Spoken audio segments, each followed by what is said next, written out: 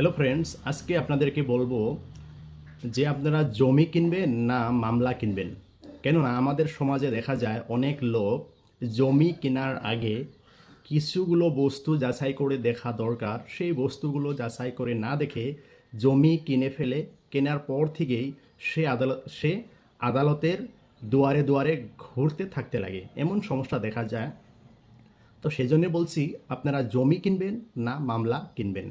তাহলে জমি কেনার আগে কিছু কথা আপনারা জানা দরকার। সেই কথাগুলো আপনাদেরকে এই ভিডিওটির জরিয়তে বলছি, অবশ্যই মন দিয়ে শুনবেন। প্রথমত, আপনারা মালিকানা সঠিক আছে না নাই সেটা আপনারা যাচাই করে দেখবেন। জমির মালিক কে, আপনি কার কাছ থেকে জমিটা কিনতে চাচ্ছেন, সেই জমির মালিকানা ঠিক আছে না নাই সেটা আপনারা জানা দরকার। দ্বিতীয়ত, হাল রেকর্ড অনুযায়ী খতিয়ান দাগ নম্বর শুদ্ধ আছে না নাই সেটা আপনারাও জানা দরকার। হাল রেকর্ড অনুযায়ী, হাল দ্যাট মিনস বর্তমান রেকর্ড অনুযায়ী জমির খতিয়ান নাম্বার, দাগ নাম্বার এগুলো আসলে ঠিক আছে না নাই সেই বস্তুগুলো আপনারা জানা দরকার। তারপর নকশা অনুযায়ী অবস্থান আর পরিমাণ শুদ্ধ আছে না নাই সেটাও আপনারা জানা দরকার। যে জমি আপনি কিনতে যাচ্ছেন সেই জমির নকশা অনুযায়ী কতটুক জমি আপনি কিনতে চাচ্ছেন সেই বস্তুগুলো ঠিক আছে না নাই আপনি নকশা দেখে সেটা যাচাই করা দরকার। তারপর হিস্সা অনুযায়ী বিক্রেতার প্রাপ্য অংশ ঠিক আছে না নাই।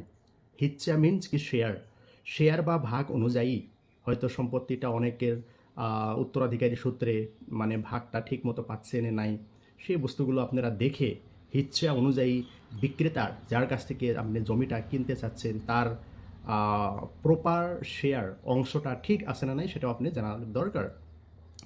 তারপর জমি বা মাটিতে দলিলদাতার দখলে আছে না নাই। যে জমিটা আপনি কিনতে যাচ্ছেন সেই জমিটা বিক্রেতার দখলে আছে না নাই সেটা আপনিও জানা দরকার, এবং সেই জমিটার দলিলটা কার নামে সেটাও আপনি জানা দরকার। তারপর রেন্ট সার্টিফিকেট কেস আছে না নাই, সেই জমিতে কোনো রেন্ট সার্টিফিকেট কেস আছে না নাই সেটাও আপনি জানা দরকার।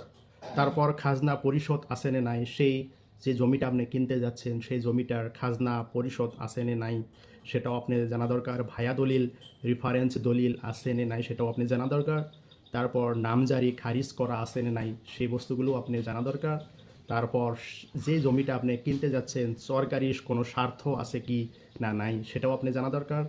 আপনি যে জমিটা কিনতে চাচ্ছেন সেটা আসলে সরকারি জমি, খাস জমি না পাট্টা জমি সেটাও আপনি যাচাই করা প্রয়োজন। তারপর অর্পিত সম্পত্তি, তারপর পরিত্যক্ত সম্পত্তি বা জমি হয় কিনা সেটাও আপনি জানা দরকার। আপনি যেই জমিটা কিনতে যাচ্ছেন সেটা পরিত্যক্ত না অর্পিত অর্পিত সম্পত্তি সেটাও আপনি জানা দরকার। কোনো প্রতিষ্ঠানের কাছে সেই জমিটা দায়বদ্ধ আছে কিনা সেটাও আপনি জানা দরকার। আদিবাসীর সম্পত্তি বিক্রির ক্ষেত্রে জেলা প্রশাসনের কোনো অনুমতি আছে না নাই সেটাও আপনি জানা দরকার। নাবালকের সম্পত্তি বিক্রির ক্ষেত্রে বৈধ ওয়ারিশ নির্ধারণ করা আছে না নাই সেটাও আপনি জানা দরকার।